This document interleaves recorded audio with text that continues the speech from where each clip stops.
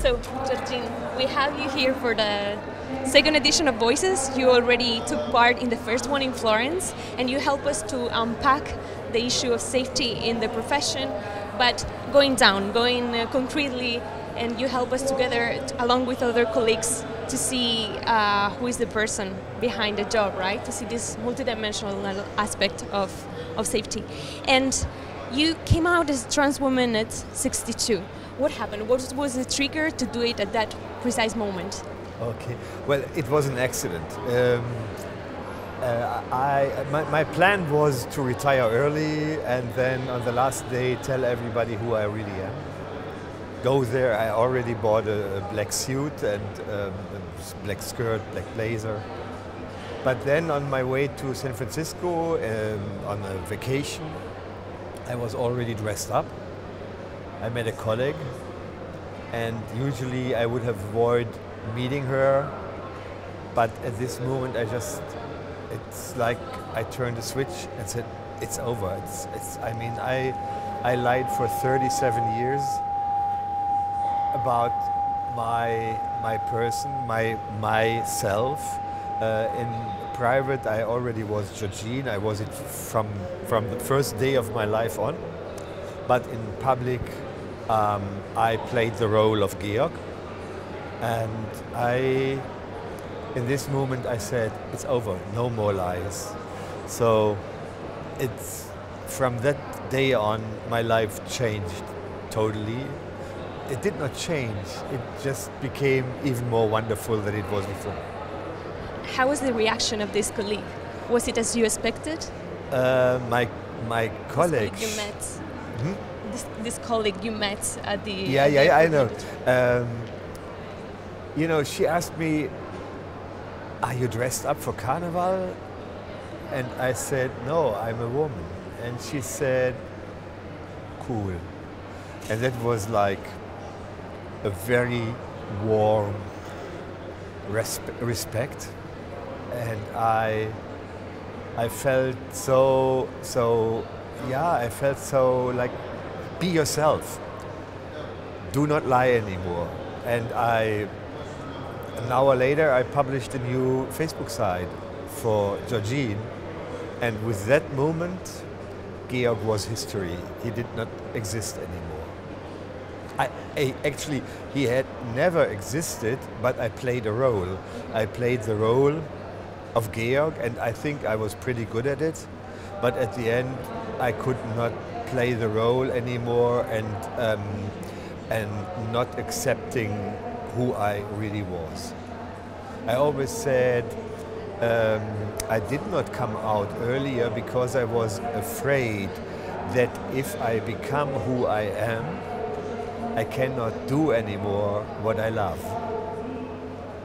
I was afraid that people would discuss my reputation as a journalist, and not the fact that she is still a human being, no matter who she is.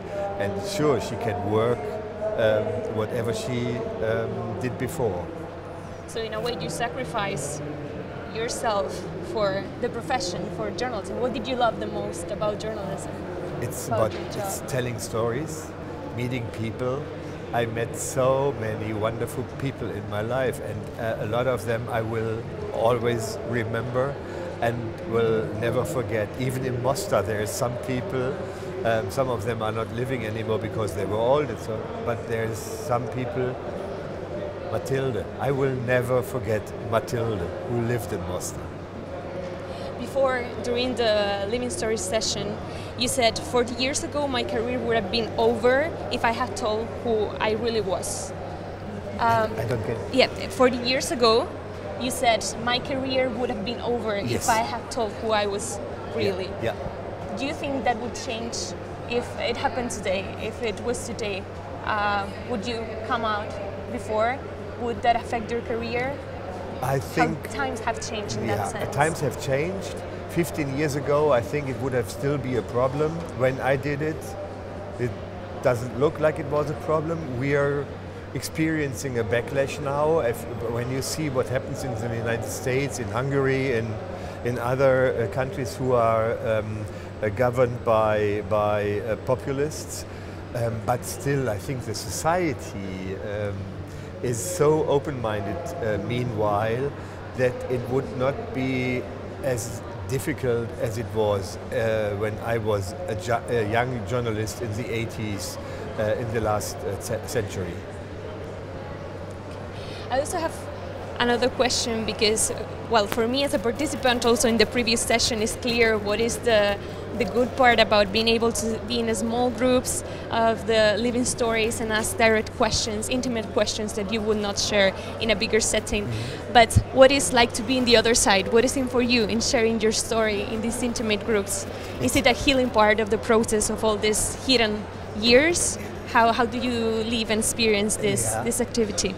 I think it's part of the respect I'm getting, and this is, people are taking time to talk to me, to listen to the story, but also ask questions, being interested, and what I really like, telling some of their points of view. So this is what I love very much about meeting people at Voices. It was the same in Florence, and it is wonderful here in Zagreb because most of them are young journalists who are starting their careers, and for them the experience, like talking to me or to some of the other guests, is like a good point at the start of their career. I think they will always remember that. I think that too. I think that too. One last question. If you had to say just one sentence to describe Voices, how would you describe it? Voices? The festival. Voices is like a bubble in social media where there's only nice people. Good to be part of it, and that you're part of it. So thank you. Thank you.